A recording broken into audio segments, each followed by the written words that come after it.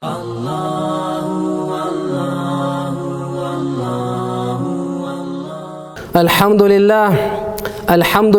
Rabbil alamin wal aqibatu lil muttaqin wassalatu wassalamu ala ashrafil anbiya'i wa sayyidil mursalin Muhammadin wa ala alihi wa ashabihi ajma'in. Урматтуу мусулман бир туугандар, биринчиден жараткан Аллага мактоолор, шүгүрлөр, даңктар жана алкыштар болсун. Сүйүктүү пайгамбарыбыз Мухаммад саллаллаху алейхи ва салламга салам жана салаваттар болсун. Алхамдулиллах.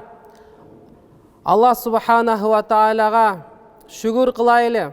Сиз менен бизди Рамазан айына жеткиргенине. Алхамдулиллах.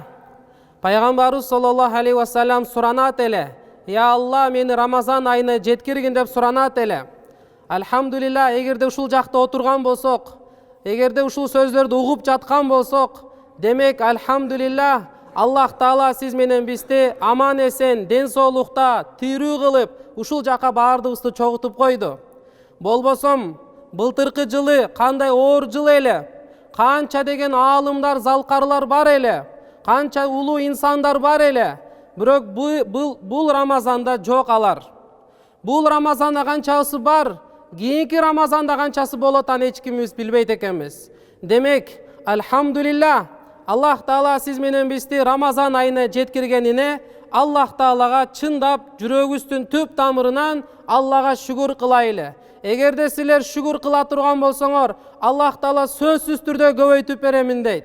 Алхамдулиллах, Аллах Таалага чексиз шүгүр кылайлы. Мына алхамдулиллах, бүгүн Рамазан айынын биринчи күндү орозосун кармадык. Аллахым бардыгыбыздын орозолорубузду кабыл кылган болсун. Орозодо кылган бардык жакшы дуа, амал, ибадат, Куран, зикирлерибизди дагы Аллах Таала бардыгын кабыл кылып, кыямат күнү Аллах Таала сооп сыйлыктарын бардыгыбызга насип кылган болсун. Рамазан айы, урматтуу туугандар, Рамазан айы бул Куран түшүрүлгөн ай. Шахру Рамадан аллади унзила фихил Куран. Рамазан айында Курани Карим түшүрүлгөн. Курани Карим түшүрүлгөн Рамазан айында туугандар. Ошондуктан Рамазан айында көбүрөөк Куран окуйлу. Куран көбүрөөк окуйлу. Куранды окугула дейт пайгамбарыбыз. Анкени фа иннаху яти яумал кыямати шафиан ли асхабихи. Куранды окугула. Анкени кыямат кайымда ал Куран окуган адамдарга шафаатчы болуп, бейишке алып кетүүчү болуп келет кыямат кайымда. Ошондуктан урматтуу туугандар, Курандын айы, Куран бардыгыбыз тең окуйлу. Канча окуп алган болсок, Куранды ачып окуйлу туугандар. Куран бул берекелүү китеп. Кайсыл көздөр Куранды караса, берекелүү көздөр. Кайсыл колдор Куранды кармаса, берекелүү колдор. Кайсыл тилдер Куранды окуса, берекелүү тилдер болот туугандар. Кайсыл жүрөк Куранды жаттаса, ушул жүрөктөр берекелүү жүрөктөрдөн болот туугандар. Ошондуктан Курани Каримди көбүрөөк окуйлу. Курани Карим Алланын сөзү. Бул нур, береке, жакшылык. Көбүнчө аалымдар, улуу инсандар, такыбалар орозо убакыты келгенде Рамазан айында Куранга көбүрөөк убакыт бөлөт эле. Бош убакыттын бардыгын Куранга арнайлы туугандар. Курандын ичиндеги рахат, лаззат, ичиндеги канча деген нур, жакшылык, мунун канчасын биз билбей жашыруун сырлар бар Куранда. Ошондуктан түшүнүп дагы, түшүнбөсөк дагы Куранды окуган адам рахат, жакшылыктарды алып берет экен. Ошондуктан ар бирибиз канчалык күчүбүз жетет. Эгерде бир эле бет окусак, бир эле бет окуйлу. 2 бет окусак, 2 бет окуйлу. Кээ-биркилер 1 пара окуйт, кээ-биркилер 3 пара күн сайын окугандар бар. Ошондуктан бардыгыбыз тең Курани Каримди көбүрөөк окуганга аракет кылайлы. Аалымдардын айткан бир сөзү бар. Имандуу адамдарды шайтан алейхиланадан сактай турган амалдар бул мечитке келүүсү. Мечитке келген адам шайтанын азгыруусунан, жамандыгынан сактанат. Экинчиси, дайыма Аллах Тааланы эстеп жүргөн жүрөктөр болгон болсо, ушул шайтанын азгыруусунан, жамандыгынан сактанат. Үчүнчүдөн, Куранды окуп жүргөн адам дейт. Куранды көп окуган адам ушул адам шайтан азгыруусунан, жамандыгынан сактанат деген. Пайгамбарыбыз саллаллаху алейхи ва саллям айтат: "Хойрукум ман таалламал Кур'ана ва алламаху." Силердин араңардан эң жакшыңар кимдер алар? Кур'ани Каримди үйрөнгөн жана башкаларга үйрөткөн адамдар деген. Эгерде биз Кур'ани Каримди үйрөнсөк, жана башкаларга жеткире турган болсок, мына ушул адамдар Аллахтын астында эң жакшы адамдар, эң жакшы инсандар болуп эсептелет тугандар. Ошондуктан Рамазан айында ар бир кылган ишибиз 70ке көбөйтүлөт. Рамазандан тышкары кылган нафил ибадаттар эч качан парз деңгээлине келе албайт. Ал эми Рамазан айындагы ар бир нафил бир парзга барабар. Ар бир кылынган парз 70ке көбөйүп кетет экен тугандар.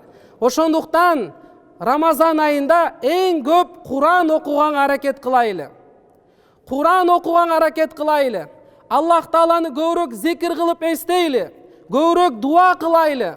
Рамазан айында Аллах Субханаху ва Таала канча берекени түшүрүп койгон, канчалык нурду жадырып койгон, канчалык ыйык Рамазан айы. Ушул Рамазан айын Кур'ан окубастан өтүп кетип калбасын. Ушунча 12 айдын эң султаны, адамды тарбият кылуу үчүн келген ай, камкорлуктун айы. Мына ачка жүрүп, биз ачка жүргөн адамдарды, кедей муктаж адамдардын акыбалын түшүндүк. Ачка жүрүп, суусап, чаңкап, алардын акыбалын жакшы түшүндүк. Мына камкорлуктун айы ушул тугандар. Сиз менен бизди тарбият кыла турган ай. Үйүңүздө жалгыз жүрөсүз. Эч ким жок. Ачка болдуңуз, тамак аш турат. Суусундук турат, ачка болдуңуз. Суусадыңыз. Бирок аны жебейсиз. Эмнеге? Жок, Кудай Таала көрүп турат. Алла көрүп турат деген ишеним жүрөккө келип атат. Ушул сезим Рамазан чыкканда дагы 11 ай ушул сезим жүрөктө болсун. Күнөө кылбайын, арамга барбайын, жаман нерсени сүйлөбөйүн деп жакшы ойдо жүрүш керек тугандар. Шакик Балхи рахматуллах алейхи бир күнү ушул окуяны айтып берип атат. Басранын көчөсүндө Ибрахим ибн Адхам деген чоң аулия, данышман адам өтүп бараткан кезде Басранын элдери чогулуп келип туруп Ибрахим ибн Адхам рахматулла алейхиге суроо узатышкан экен. Эй Исхактын атасы, биз Кур'ани Каримде Гофир деген сүрөнүн 60-ынчы аятта окудук. Аяттын мааниси удуни астажиб лакум. Аллах Таала Кур'ани Каримде айтат: менден дуа кылып сурагыла, мен силердин сураганыңарды беремин дейт. Биз дуа кылабыз, бирок дуаларыбыз кабыл болбой жатат го деп сурап беришкен экен. Ошондо данышман, акылдуу, алым, аулия Ибрахим ибн Адхам рахматулла алейхи алардын суроосуна ушинтип жооп берген: силердин дуаңар кабыл болбой жаткан себеби анткени жүрөктөрүңөр өлүп калган деди. Жүрөктөрүңөр катуу болуп калган деди. А жүрөктүн караюусу, жүрөктүн өлүп калуусу 10 себептен болот деген. Ошолордун биринчиси тугандар, силер Алланы жаратуучу зат деп таныдыңар. Алланы Кудай деп билдиңер, бирок Аллахтын акысын аткарбадыңар. Алланын кыл дегени кылбадыңар, кылба деген нерседен тыйылган жоксуңар деди. Экинчиден, силер Пайгамбар Мухаммад алейхиссаламды пайгамбар деп билдиңер, акыркы элчи деп билдиңер, пайгамбарды сүйүш керек экенин билдиңер, бирок пайгамбардын сүннөтүн аткарбадыңар деген экен. Үчүнчүдөн, силер Куранды окудуңар, Куранды түшкөнүн билдиңер, бирок Куранды окуп туруп эле Куранга амал кылбай койдуңар деди. Куран бул өлүк адамдарга берилген эмес. Куран жөн эле окуп коюш максат эмес. Куранды окугандан кийин, тамгаларды түздөгөндөн кийин ушул Куранга өзүбүз амал кылыш керек, башкаларга жеткирүү. Жөн эле окуп коюш эмес өлгөн адамдарга. Куран сиз менен бизге тирүүлөргө берилген. Төртүнчүдөн тугандар айтат: силер шайтанды, иблисти душман деп билдиңер, бирок жалгыз калганда шайтанга дос болуп кул болдуңар деди. Кур'ани Каримде иннаху лакум адуввун мубин. Ал шайтан силерге ачык эле душман деп айтылган, бирок силер шайтанга эргешип артынан дос болуп кеттиңер деди. Beşinçiden, siler beyişti бар екенін bildiңер. Түбөлүктү мейманкана, түбөлүктү рахаттуу жер, эч качан өлбөгөн, өчпөгөн, карыбаган түбөлүктү бейиш бар экенин билдиңер, бирок бейишке даярдыкты көргөн жоксуңар деген экен. Алтынчыдан, силер тозокту бар экенин билдиңер. Тозок от, тозокто азап болот, тозокто кыйынчылык болот. Билдиңер тозок бар экендигин, бирок тозокту билип туруп, күнөөлөрдү таштаган жоксуңар деген экен. Жетинчиден, силер бирөөлөрдүн кемчилигини карадыңар, бирөөлөрдүн кемчилигин издедиңер, бирөөлөрдүн кемчилигин айттыңар, бирок өзүңөрдөгү толо токой кемчиликте көргөн жоксуңар деди. Канча өзүбүздө кемчиликтер бар, аны көрбөй эле, бирок башкалардын кемчиликтерин көрүп баштадыңар деген экен. Анан кийинкиси, силер Алланын ырыскысын жеп туруп, бирок Аллага шүгүр кылганды токтотуп салдыңар деди. Канча Аллах Таала берип койду, ырыскысын жаадырып койду, абаны берип атат, күндү чыгарып атат, сууну агызып койду. Алланын ырыскысын жеп туруп, бирок Аллага шүгүр кылууну таштап койдуңар деген экен. Тогузунчудан, силер өлүм бар экенин билдиңер. Бир күнү болсо бир күнү өлөбүз. Бул дүйнө түбөлүктүү жашоо эмес. Эркексиңби, аялсыңбы? Куллун нафсин заикатул маут. Ар бир жан эси өлүм даамын татат. Каякта жашабагын, кайсы улутта болбогун, өлүм артыңдан кууп келбейт, өлүмдөн астыңдан чыгып келет бул.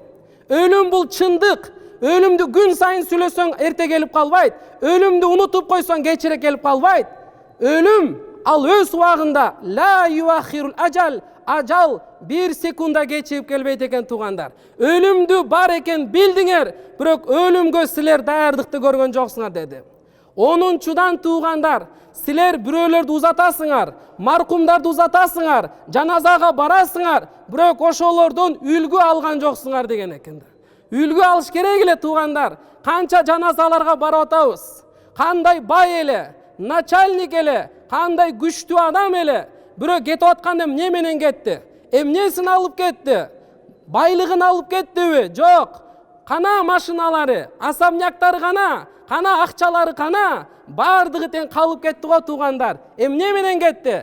Бир гана ак кепин менен кетти. Ал кепиндин дагы чөнтөгү жок экен туугандар. Жашасаң 1000 жыл армансыз, акыры бир күн өлөрсүң. Алланын салган жолуна акыры бир күн көнөрсүң. Жатасың жалгыз тар жерде. Ушунчалык тар жер 2 метр жер бардыгыбыз тең билебиз. Жатасың жалгыз тар жерде. Каршыңа эч ким бара албайт. Атаке, байке, начальник, шеф деп балдарың, досторуң, кол астыңа иштеген адистериң келип кабар ала албайт. Мункар, накир деген периштелер бизге окшоп бере койсоң пара албайт. Тей кыямат кайым болгончо кайрадан ишин каралбайт дейт. Мына маркумдарды узаттыңар, бирок алардан үлгү алган жоксуңар деген экен. Мына ушул 10 себепчүн жүрөктөрүңөр катып калган, ошондуктан дуаңар кабыл болбой жатат деген. Туугандар, мына Рамазан айы келди. Иза жаа Рамадану, качан Рамазан айы келгенде, футтихат абвабул жанна, бардык бейиштин 8 дарбазасы ачылат. Ва гулликат абвабун нар, бардык тозоктун эшиктери жабылат. Ва суффидати шаятин, бардык шайтандар кишенделет. Алар жаман иштерин кыла албай калат. Мына туугандар, шайтандар кишенделген айы келди. Бардык бейиштин эшиктери ачылган айы келди. Рахматтын айы келди, тарбияттын айы келди, камкорлуктун айы келди, боорукерликтин айы келди, сабак бере турган айы келди. Келгиле туугандар, ушул айда жүрөктөрүбүздү тазалап кетели, тообаларыбызды кылайлы. Аввалуху рахма, биринчи 10 күнүндө Алланын чексиз рахматтары жайт туугандар. Экинчи бөлүгүндө Аллах Тааланын чексиз кечирими жайт туугандар. Ушунча Алланын кечирими жаап атса, сен тооба кылбастан, Алладан кечирим сурабастан, дагы эле күнөө бойдон өтүп кеткен, бул эң бактысыз адам туугандар. Ва акыркысы гайтку минан нейрон, акыркы бөлүгү тозоктон кутулуу күндөр туугандар. Ошондуктан келгиле, Аллага көбүрөөк дуа кылайлы, Рамазанды жөн эле өткөрүп салбайлы.